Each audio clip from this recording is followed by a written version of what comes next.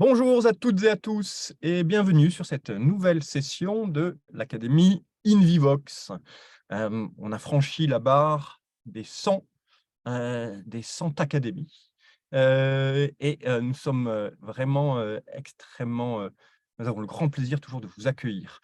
Vous êtes toujours aussi nombreux.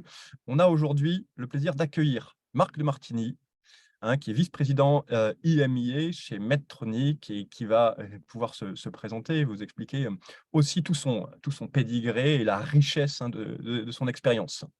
On est là aujourd'hui pour parler des forces de vente, comment intégrer les forces de vente dans les projets digitaux en santé, ou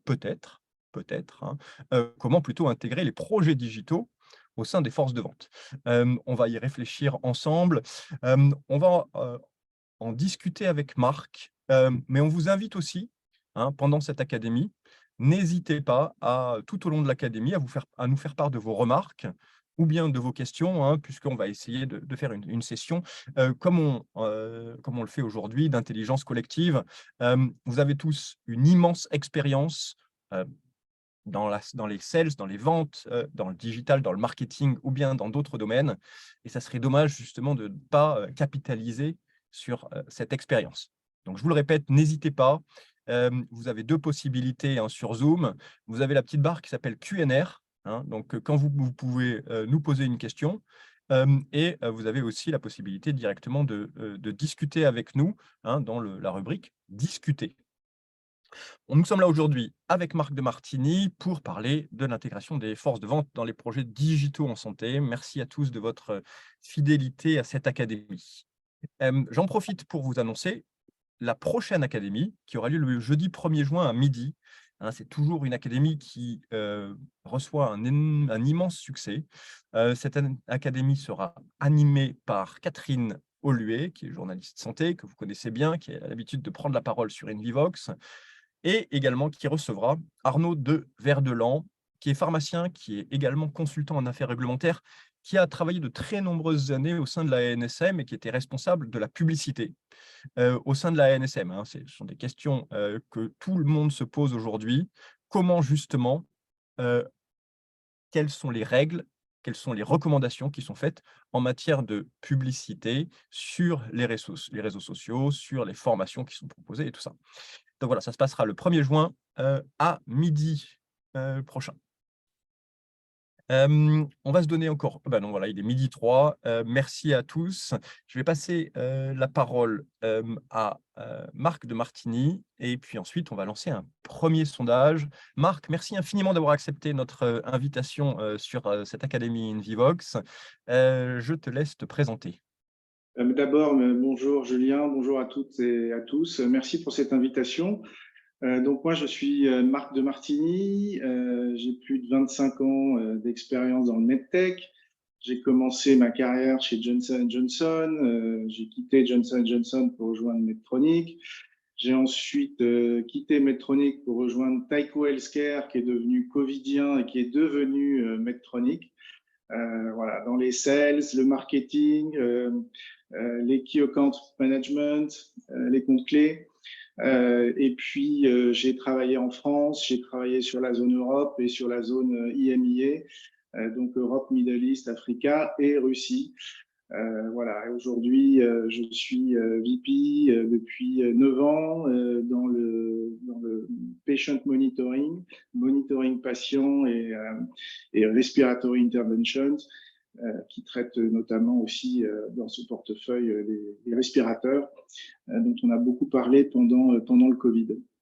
Voilà, et je dirige une équipe vente et marketing pour l'Europe.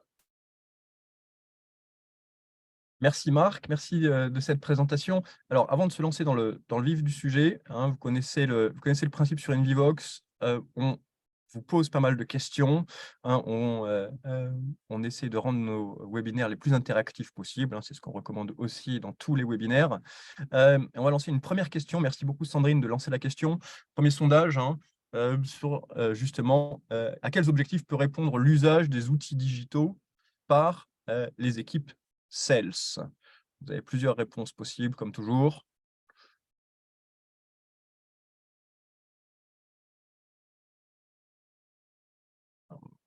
Hein, on vous laisse une dizaine de secondes pour y répondre.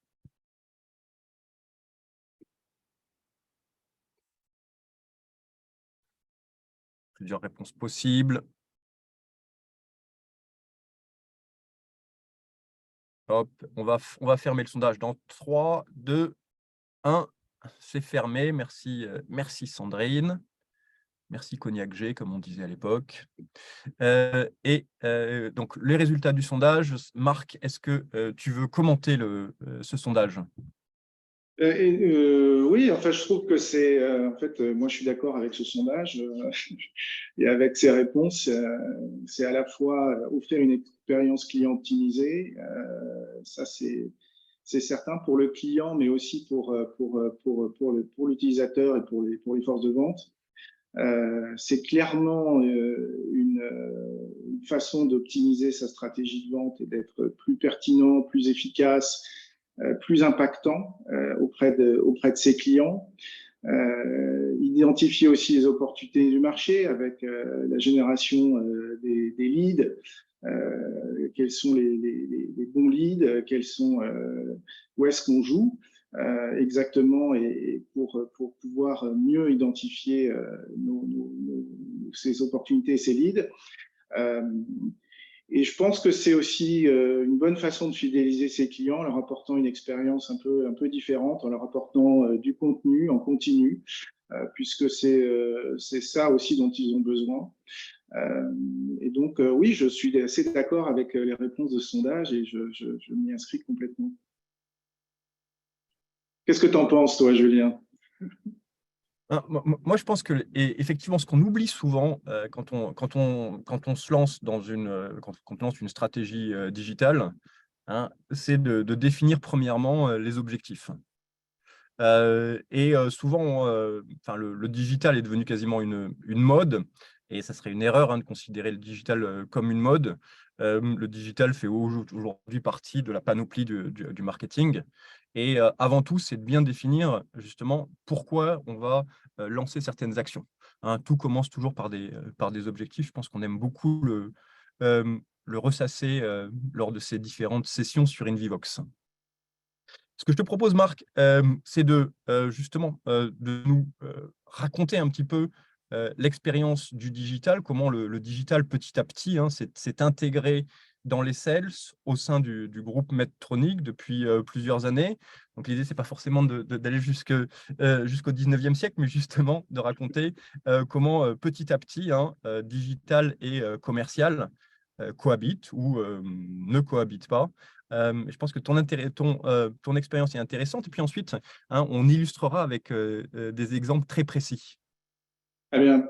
Écoute, si tu veux bien, je vais te donner un petit peu de contexte pour te dire comment on a développé le digital. En fait, quand je suis arrivé en 2014 sur les deux divisions dont je m'occupe aujourd'hui, on était une organisation encore plus large avec des familles de produits. On avait 36 familles de produits.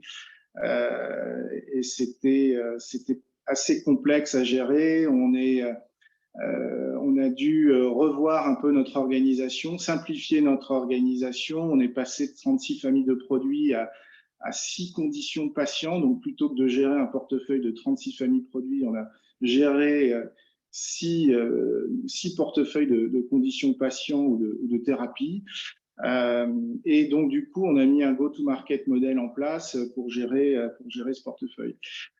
Dans ces 6 conditions patients, en fait, on a créé 3 go-to-market models pour supporter cette stratégie. Il y avait un portefeuille qui était beaucoup plus clinique, forte valeur ajoutée, où il était essentiel d'avoir une force de vente clinique, terrain, avec des spécialistes, et donc avec un développement de marché important. Ensuite, on avait une gamme de produits qui était un peu hybride entre l'approche clinique et l'approche économique.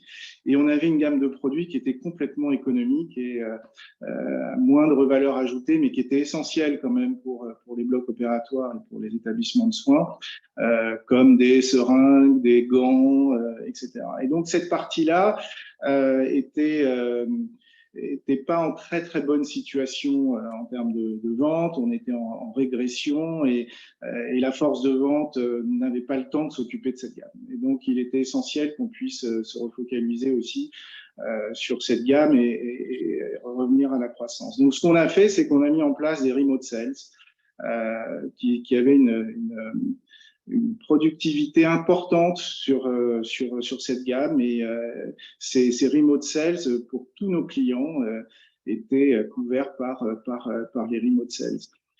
Marc, peut-être, Ouais. excuse-moi de t'interrompre, mais remote sales, ça veut dire quoi exactement? C'est quoi Alors, remote sales, c'est une force de vente qui tout se fait au départ par téléphone.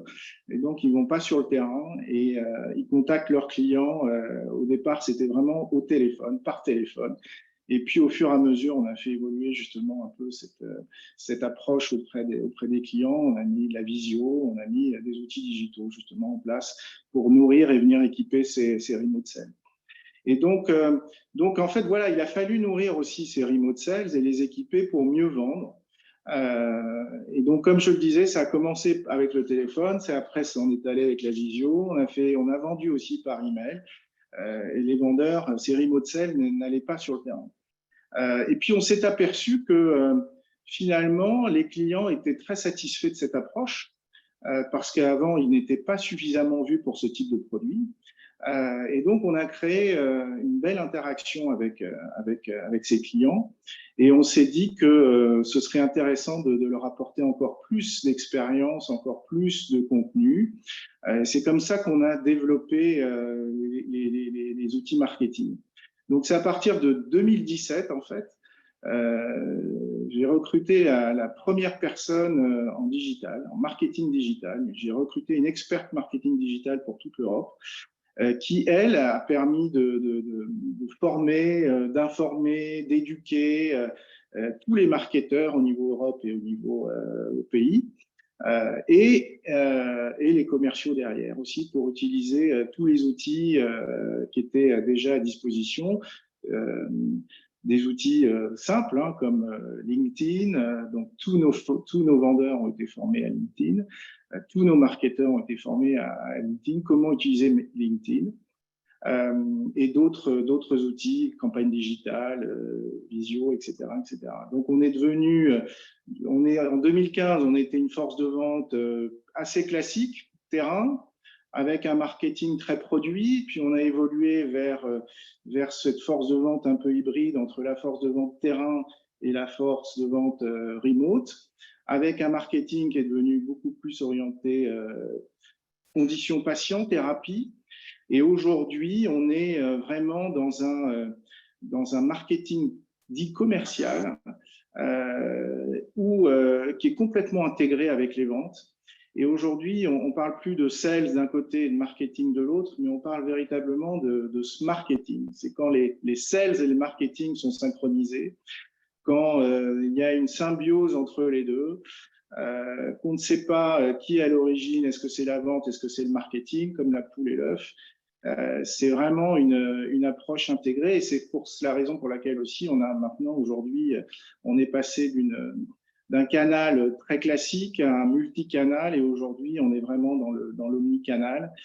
Donc on a une organisation de plus en plus omnicanal. On a 35% de nos ventes qui sont 100% omnicanal, 35% de notre portefeuille, pardon, qui représente 35% de ventes, qui est complètement omnicanal.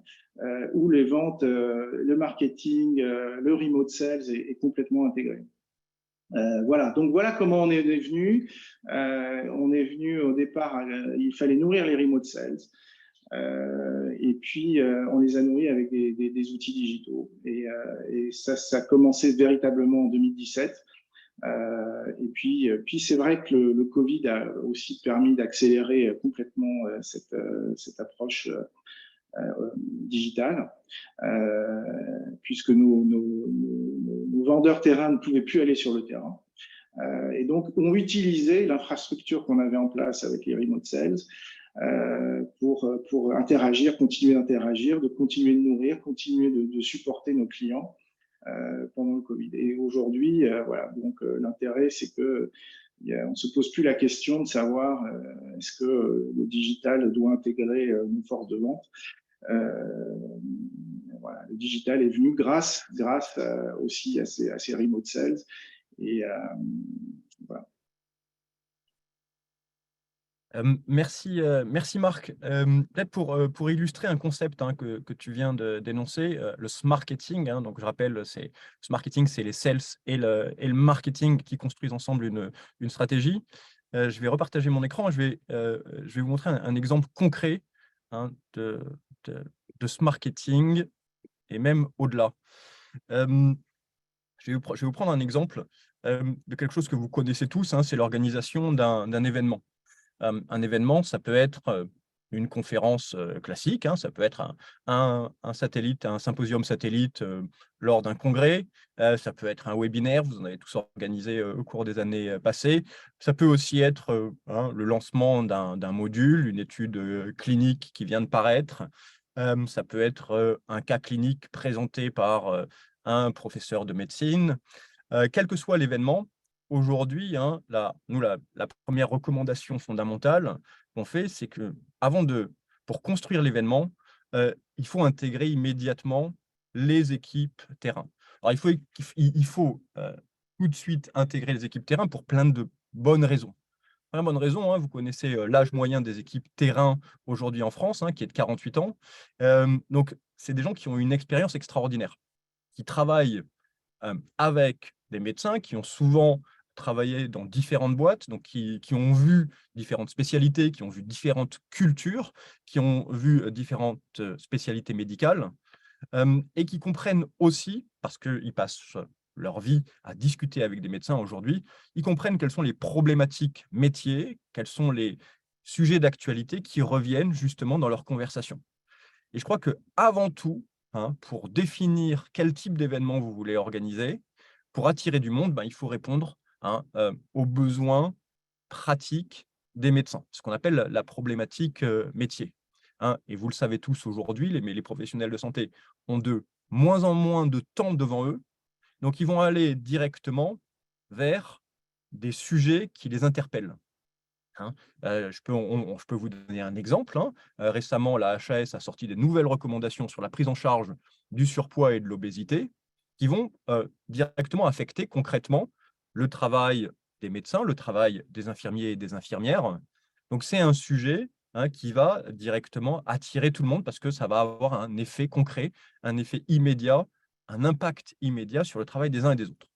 Donc, la première des choses, c'est de se dire, pour définir un événement qui va attirer du monde, il faut commencer par intégrer les équipes sales. À partir de là, la logique, on en a parlé dans des très, très nombreuses sessions de l'Académie Invivox, c'est qu'on lance une stratégie omnicanale, pas besoin d'y revenir sur une stratégie omnicanale, c'est l'utilisation des réseaux sociaux et aussi, c'est l'utilisation des équipes ventes sur le terrain. Alors souvent, ça s'arrête là. Et c'est une erreur absolument gigantesque de s'arrêter à ce niveau-là, de dire, bon, voilà, on a dit aux équipes sales, regardez, voilà l'événement, à vous de jouer.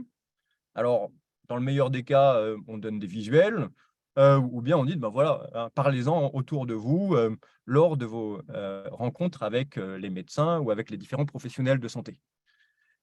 Et je crois que c'est justement là où le marketing, le digital intervient, c'est de pouvoir justement donner les outils du digital aux équipes de vente pour les équiper, pour qu'ils puissent véritablement mieux diffuser un contenu. Marc en a parlé à l'instant, il disait que chez Medtronic, toutes les équipes ont été formées sur LinkedIn. Si vous prenez un sales aujourd'hui… Moi, dans mes deux divisions. Après, peut-être pas chez tout Medtronic, mais dans mes deux divisions. Et toute mon organisation au niveau européen a été formée à l'utilisation de LinkedIn. Absolument. Alors, il y a peut-être encore du boulot chez Medtronic. Je n'ai pas toute la visibilité sur Medtronic, mais je ne suis certainement pas le seul. Et c'est un outil qui est formidable, c'est clair. Encore une fois, qui est un outil qui permet d'être un véritable ambassadeur de la marque, de la valeur, de la proposition de valeur qu'on a et d'interagir avec notre communauté aussi sur LinkedIn. Et il y a aussi un truc qui est important, hein, c'est que c'est un outil totalement gratuit. C'est-à-dire Totalement gratuit. qu'aujourd'hui, les sales sont sur LinkedIn, hein, c'est comme une loi physique, hein, la loi de la pesanteur, la pomme tombe, hein, une loi mathématique, E égale MC2. Les sales sont sur LinkedIn, c'est un axiome. C'est un outil gratuit. C'est un outil, en revanche, hein, et ça, nous, on le dit sans arrêt, c'est un outil sur lequel il faut former. Et Marc vient d'en parler. Hein, ce n'est pas un outil qui est forcément intuitif. On se dit aujourd'hui, bon, bah, OK, qu'est-ce que je fais avec LinkedIn? Comment est-ce que je diffuse du contenu? Hein, ça demande une formation pour que justement toute l'équipe travaille ensemble. Et je crois que le mot de Marc est fondamental, c'est dire que tout à coup, pour que toute une équipe devienne l'ambassadeur, l'ambassadrice, hein, d'un événement. Et à ce moment-là, hein, on a absolument ce qu'on recherche dans le digital, c'est l'effet boule de neige. C'est que tout à coup, quand une équipe, je ne sais pas, Marc, combien il y a d'équipes sales à travers, l'Europe dans ta division? On a une organisation vente et marketing de 300 personnes en Europe, sur mes Voilà, 2 divisions. voilà. 300 personnes, hein, 300 personnes qui tout à coup reprennent un événement, ont été formées, le diffusent, vous avez un effet boule de neige extraordinaire. Et le but, le résultat, hein, c'est la réussite d'une conférence. La réussite d'une conférence, c'est évidemment, c'est pas que ça, hein, mais c'est le nombre de personnes qui participent à une conférence, que ce soit un sympo satellite, une conférence sur place ou bien un webinaire ou n'importe quel type, d'événement. Et je crois que, le fait d'avoir intégré les équipes, de les avoir formées, hein, j'y reviens, bon, c'est un peu notre dada, la formation chez Invivox, hein, mais c'est absolument fondamental, mais pas que, parce que ça s'arrête pas là, hein.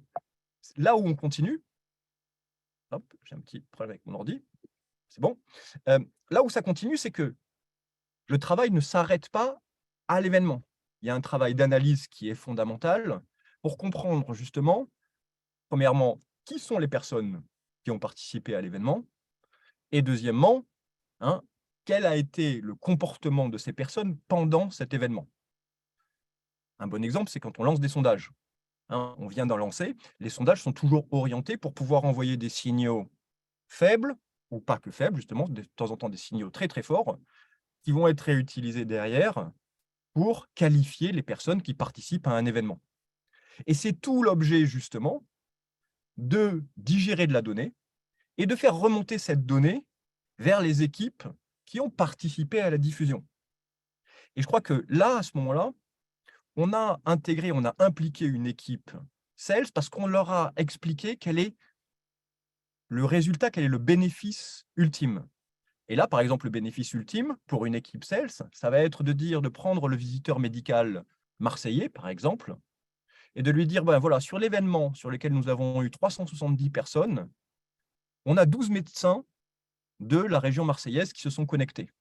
Et de pouvoir aller plus loin, de lui dire sur les 12, il y a 7 médecins qui ne sont pas aujourd'hui clients de la société. Et sur ces 7, grâce au sondage, mais il y en a très clairement 4 qui sont intéressés, 4 vers lesquels il faudrait déclencher une visite. Et tout ça aujourd'hui, c'est entièrement possible. C'est entièrement possible à partir du moment où on respecte ce schéma assez simple, auquel on peut aussi rajouter l'intégration immédiate dans les CRM utilisés, que ce soit Salesforce ou Viva. Et nous, chez Invivox, hein, c'est quelque chose qu'on a intégré, c'est-à-dire que les gens qui s'enregistrent à un événement via Invivox, l'équipe de marque, la personne va recevoir directement sur son téléphone, sur son Salesforce, une notification qui va lui dire que le docteur Schmilblick vient de participer à cet événement, vient de s'inscrire, et puis après l'inscription, voilà ce quel a été son comportement pendant cet événement. Et à ce moment-là, vous voyez, l'intégration des équipes sales, elle est évidente parce que le but ultime est compris et parce qu'on a fait remonter de la donnée qualifiée qui va pouvoir être utilisée et qui va pouvoir répondre, hein, aux grandes questions ou aux grandes attentes des équipes sales. Alors, je suis Hein? tout à fait d'accord avec ça. Je pense que c'est une très belle illustration, Julien. Moi, ce que j'aime dans cette approche, c'est vraiment le lead qualifié. qui va être remonté, qui va permettre aux sales de se focaliser sur les clients les plus intéressés. Et ça va permettre de faire gagner du temps, d'optimiser du temps. Ça va pouvoir faire un suivi aussi après cet événement et de discuter de la suite avec le client. Et on ne perd pas son temps. Et ça, je pense que c'est important aujourd'hui pour les vendeurs, c'est de ne pas perdre leur temps, c'est de pas d'aller prendre leur voiture et d'aller à la pêche aux infos. Ils ont déjà les infos, ils ont déjà des retours et ils savent déjà si le client est intéressé ou pas par sa technologie ou par son service, etc., etc., etc. Donc pour moi, c'est un gain de temps énorme. Meilleure productivité, on parle de quelque chose qui a intéressé le client, qui est important pour lui. Et on ne vient pas vendre son produit, on vient lui apporter une solution par rapport à un problème qu'il a vu, qu'il a entendu lors de cet événement, et on lui a apporté déjà une partie de la solution, et là on vient confirmer l'apport de la solution. Donc c'est une très belle illustration, et tout ça avec un outil, il y en a plein d'autres, hein, tu parles de LinkedIn, mais il y en a d'autres, mais en plus avec un outil qui est gratuit. Donc, dans les temps qui courent, faire attention à ses budgets marketing, c'est important. Mais finalement, avec peu, on peut faire beaucoup mieux et beaucoup plus. Donc c'est un très bel exemple. Et j'aime beaucoup j'aime beaucoup ton concept de smart marketing. Moi, j'étais sur le concept du smart marketing. J'ai pas de plan commercial, je n'ai pas de plan marketing, j'ai un plan smart marketing au niveau Europe, au niveau pays. Et j'aime beaucoup cette approche smart marketing, Julien. Donc, à suivre. Mais alors, pour vous donner tout de suite, concrètement, comment ça a fonctionné, puisque vous êtes tous présents aujourd'hui, voilà ce qu'on a fait nous sur LinkedIn.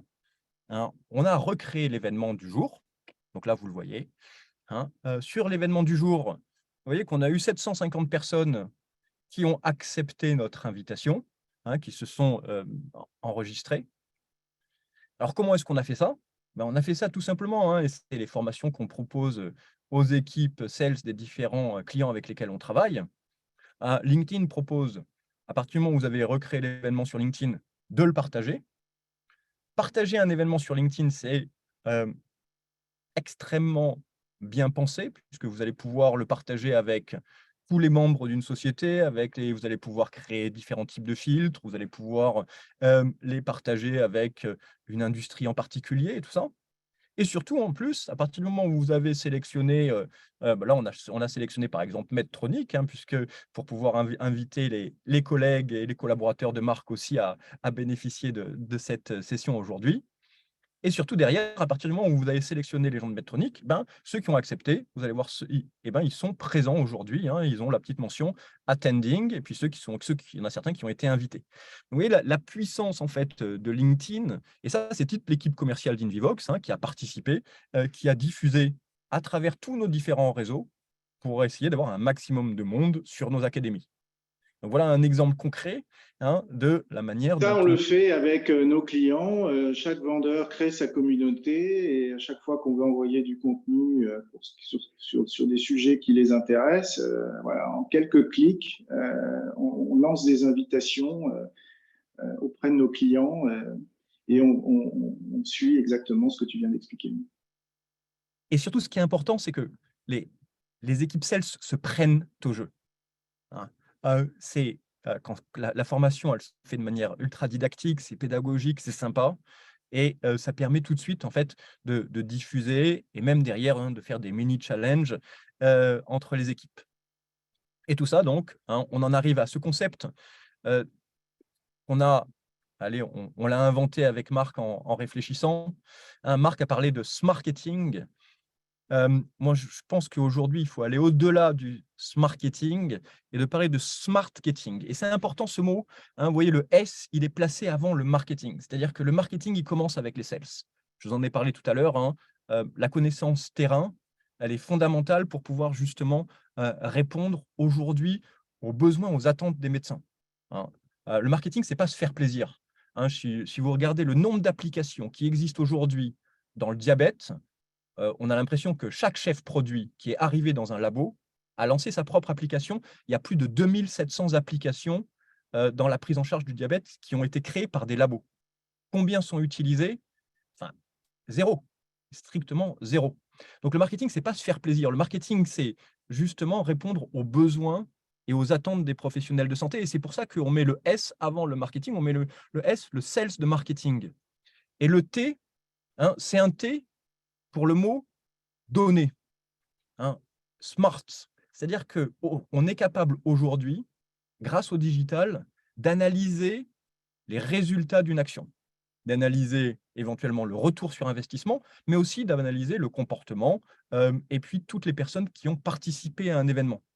Et d'en faire bénéficier, hein, comme je vous l'ai montré sur le petit schéma, toute l'équipe, à la fois l'équipe sales, mais l'équipe marketing aussi, parce que ça va enrichir, ça va nourrir l'équipe marketing, et évidemment les équipes données.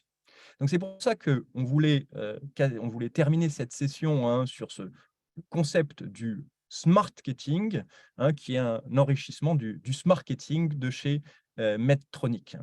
Donc voilà, le concept est en train d'être déposé dans toutes les grandes boutiques de marketing. Marc, je ne sais pas si... hop, pardon. Oui, absolument, pardon. Sandrine, je vais oublier de lancer ce sondage. On a justement, à propos de l'utilisation des outils digitaux, hein, comment est-ce que vos équipes, de votre côté, vos équipes sales, travaillent avec les outils digitaux aujourd'hui? Comme je viens de vous le dire, hein, toutes les questions sont évidemment ne sont pas neutres. Ça permet de créer de la data. Bien sûr.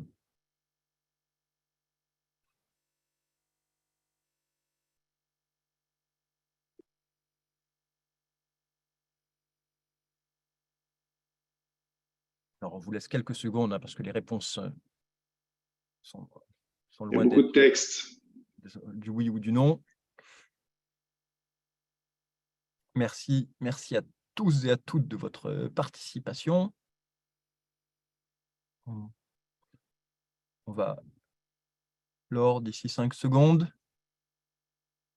4, 3, 2, 1. Merci. Merci beaucoup Sandrine. Merci de partager les résultats. Donc les résultats, ben, vous le voyez, hein, sont assez équilibrés. Hein. Le digital, pour un tiers d'entre vous, permet déjà de faire remonter hein, de la donnée. Pour d'autres, le digital permet au marketing de partager ces informations aux équipes, hein, une personne sur deux. Et pour 25%, donc une personne sur 4, le digital n'est pas utilisé par les équipes terrain, les résultats du digital. Non, c'est intéressant parce que ce sondage, si on l'avait réalisé il y a 2 ans de ça, ou avant le Covid, hein, on aurait eu des résultats extrêmement différents. On le voit que le Covid a profondément accéléré la transformation. Absolument. J'ai vu une étude sur McKinsey, justement, qui faisait cette analyse. Et en fait, on était à moins de 20% d'utilisation d'outils digitaux dans le MedTech, hein, avant le Covid. Et aujourd'hui, on est évidemment au-dessus, mais il y a encore des choses à faire. On est certainement entre 30 et 40% aujourd'hui, enfin même 40%, je pense que c'est même déjà beaucoup. C'est clairement, le Covid a clairement été une accélération de l'utilisation des outils digitaux. L'appropriation des outils digitaux, en tout cas, c'est clairement ce qu'on a vu aussi chez nous. On a fait, je crois, en 3 mois, ce qui nous aurait valu 3 ans avant d'arriver à développer ces outils. Donc, c'était bénéfique pour ça, cette accélération digitale pendant la période de Covid. Merci infiniment, Marc. Nous arrivons à la fin de cette session. On vous propose à toutes et à tous de prendre la parole à travers les deux icônes discuter ou questions et réponses. Marc, avant de lancer les premières questions, peut-être le mot de la fin sur cette session et sur justement l'intégration. Alors, est-ce qu'il faut, peut-être une question pour terminer, est-ce qu'il faut intégrer les sales dans le digital ou est-ce qu'il faut intégrer le digital dans les équipes de vente? Écoute, c'est l'histoire de l'œuf et la poule, c'est ce que je disais tout à l'heure. C'est sûr que pour moi, pour mon expérience, le digital est venu grâce à ces remote sales. Aujourd'hui, on voit bien dans ton illustration qu'elle doit être complètement intégrée et qu'on parle d'omnichannel aussi, enfin d'omnicanal et de marketing intégré. Donc les deux réponses sont valables. Pour moi, le plus important, c'est de bien définir d'abord quels sont les objectifs qu'on a.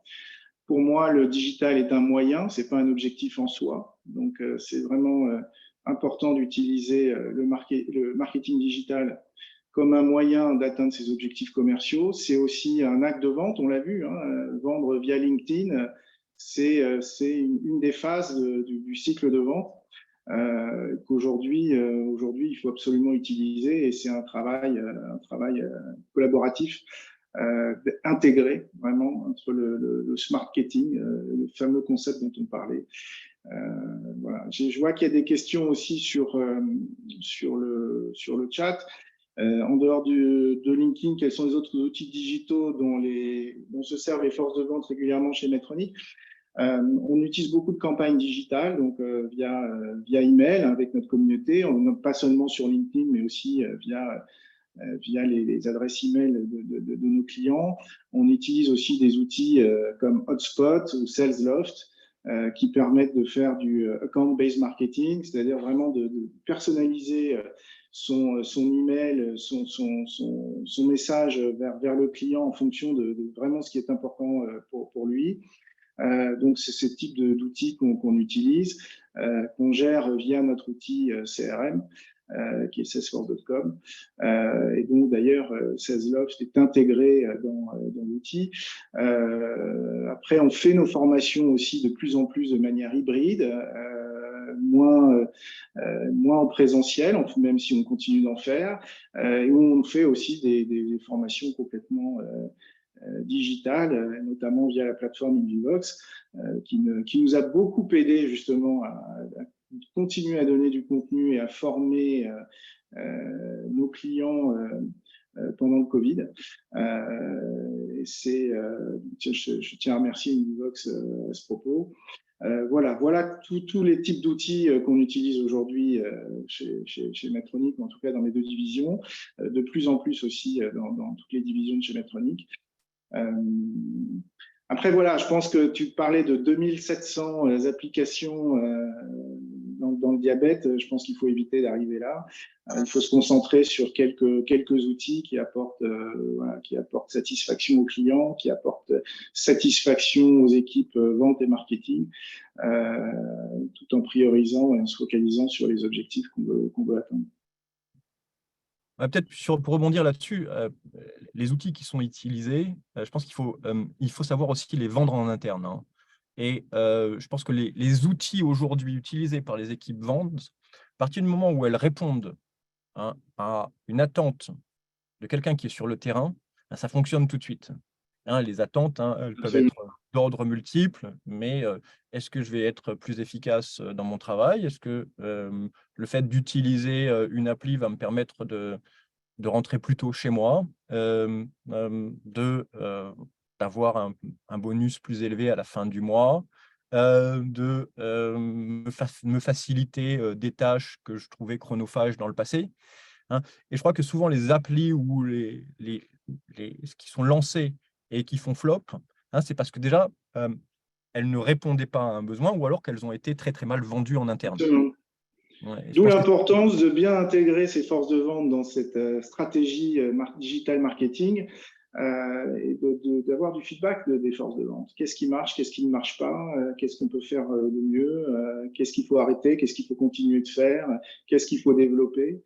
Donc, d'où l'importance de ce marketing plan et non pas plan commercial d'un côté, plan marketing de l'autre, pour prendre ce feedback directement des utilisateurs finalement, qui sont en lien direct avec leurs clients.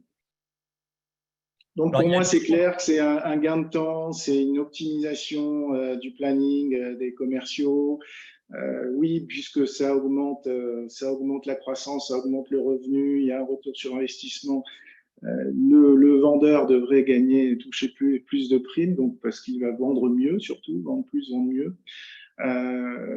Optimisation de son temps dans ses déplacements, quand on sait que le déplacement d'un vendeur ça peut être jusqu'à 30-40% de son temps. Donc, ce qui est énorme. Donc, c'est une optimisation de son temps, ça c'est clair. Et puis surtout, au bout du compte, c'est d'avoir un client heureux, avec plus de contenu, plus de thématiques qui sont vraiment importantes pour lui.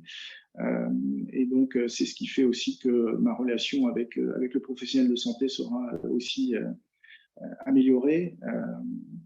Et voir voilà, donc un client 100% satisfait et un client 100% satisfait, c'est quelqu'un qui va rester avec vous le plus longtemps possible. Peut-être un exemple d'une réalisation avec justement avec les équipes de Medtronic, pas dans le département de Marc, mais dans un autre département. C'est surtout ce qui était outils chirurgicaux, hein. Vous le savez tous, dans les blocs opératoires, il y a énormément de turnover. Il y a souvent plusieurs chirurgiens qui se succèdent dans le même bloc opératoire. Il y a du turnover au niveau des Même un manque de infirmières. staff de plus en plus important aussi. Donc, ça fait de plus en plus de monde à former, hein.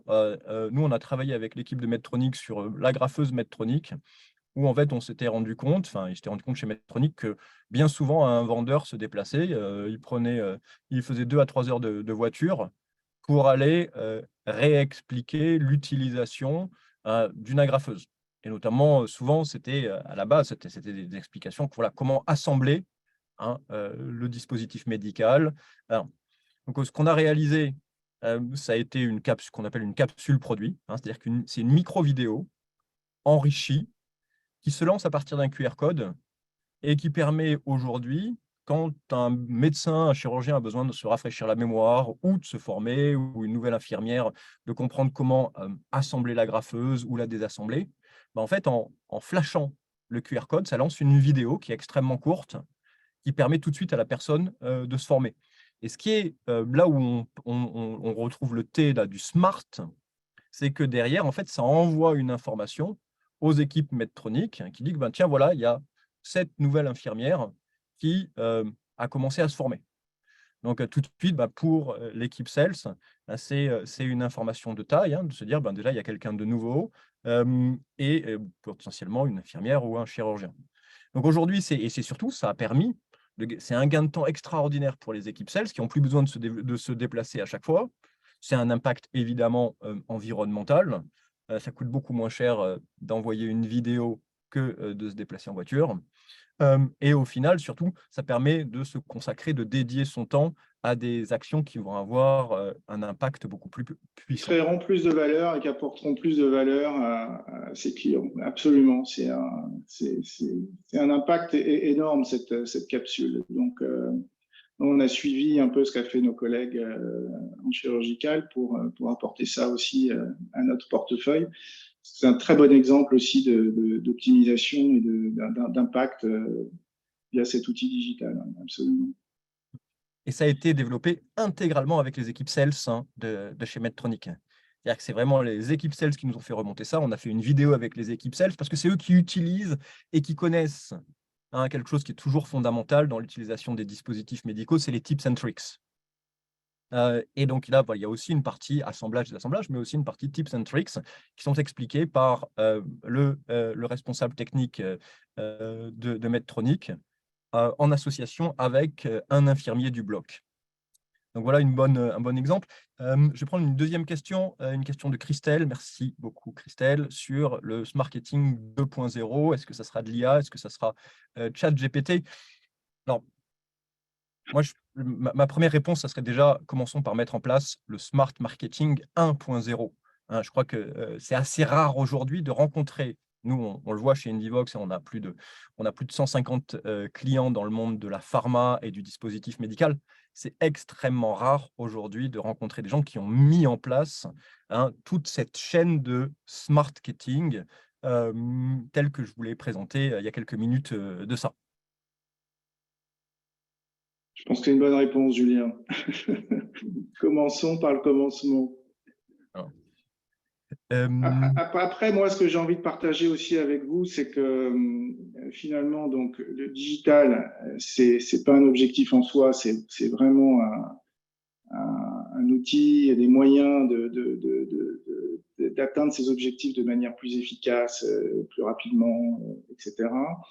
Je pense que c'est vraiment important d'investir sur un budget marketing digital. Nous, aujourd'hui, le budget marketing digital est plus important que notre budget marketing global. Donc, ça représente plus de 50% de notre budget total marketing à travers, comme je l'ai dit, des formations qui se font de plus en plus de manière digitale.